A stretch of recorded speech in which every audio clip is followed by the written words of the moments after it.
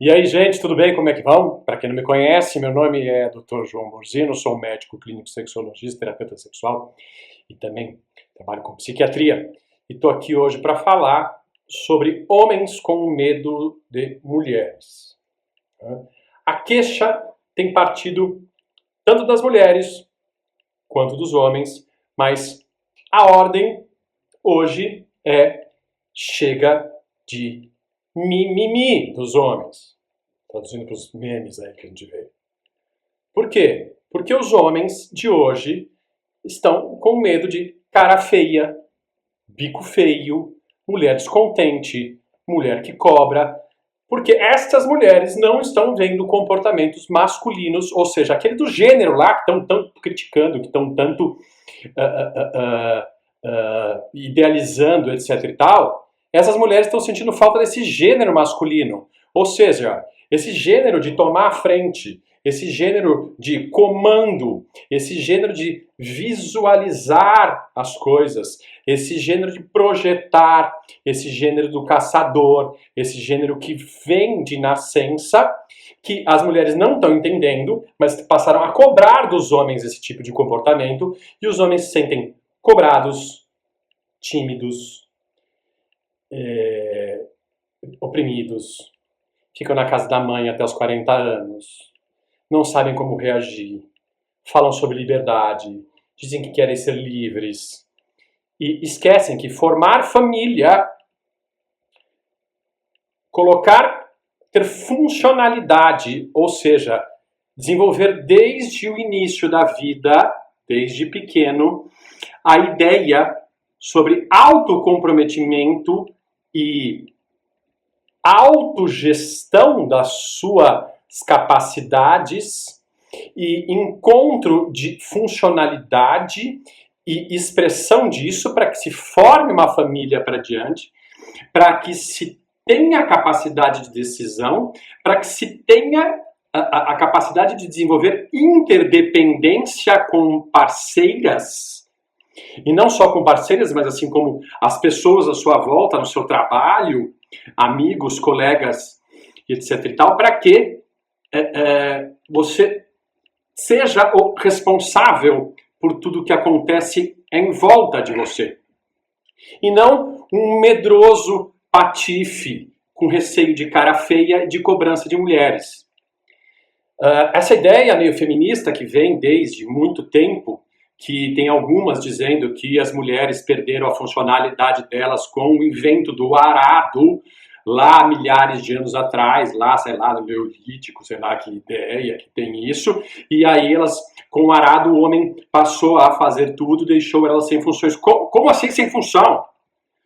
A mulher, ela é absolutamente complementar ao homem, o homem é absolutamente complementar à mulher, é uma relação de interdependência. Vamos desinfantilizar isso. Para um homem levantar de manhã, ele tem que ter o porquê, ou seja, uma família para criar, ele tem que ter necessidades que são ancestrais, que vêm da idade da pedra, que estão sendo bloqueadas, retiradas, infantilizadas, que estão sendo colocadas de lado, que estão sendo discutidas de maneira absolutamente verossímeis, imprestáveis, tornando homens vagabundos, homens sem objetividade, homens a gênero. Homens que não se definem e não buscam conduzir essa família junto com uma mulher. Não existe porquê você ser um indivíduo que gera dependências em outros indivíduos se não for coparticipação. Para que eu funcione, eu preciso entender que eu tenho que ter autocomprometimento e muito comprometimento para que eu faça com que os outros funcionem. Ou seja, para que eu pratique aquilo que eu tenho como objetivo e faça com que os outros entendam que é uma engrenagem e que se esses outros não funcionarem, vão estar de fora. Então, se eu tenho uma parceira, se eu tenho uma parceira, seja ela dona de casa, seja que ela trabalhe, seja que não, ela não é autolimitada, independente, nem nada disso, que isso é uma ideia adolescente mágica, etc e tal. Existe uma interdependência de eu gostar dela, ela gostar de mim. Para começar, é importante. Quer ter filhos com ela quer ter filhos comigo. Ou não, mas queremos levar a vida junto. Mas existe essa interdependência onde se um funcionar, o outro não funciona. E um não pode pagar a conta. O homem não pode correr por fora e agradar a mulher, que diz então que se ele não faz algo, ela então vai trabalhar mais, ou então ela vai conseguir dinheiro e fazer sozinha, comprar só para ela, e viver só para ela, e ter só para ela. Isso não existe. O que ela fizer, o que ela comprar, o que ela conseguir de melhor, o que ela conseguir de empenho, o que ela conseguir se dedicar, vai entrar para o orçamento dessa família, essa família vai gastar de maneira inteligente, conforme os projetos futuros deste casal, seja para eles, seja para a família, seja para as crianças, seja para o que for, e vão passar esses conceitos para os filhos, de que existem o pai e a mãe, são uma unidade que decide junto e se interdepende. E esta interdependência ela tem que ser equilibrada e não no desequilíbrio. Então, as mulheres estão se queixando que os homens não se posicionam. E não têm se posicionado mesmo. Chega de mimimi. A palavra é posicionamento.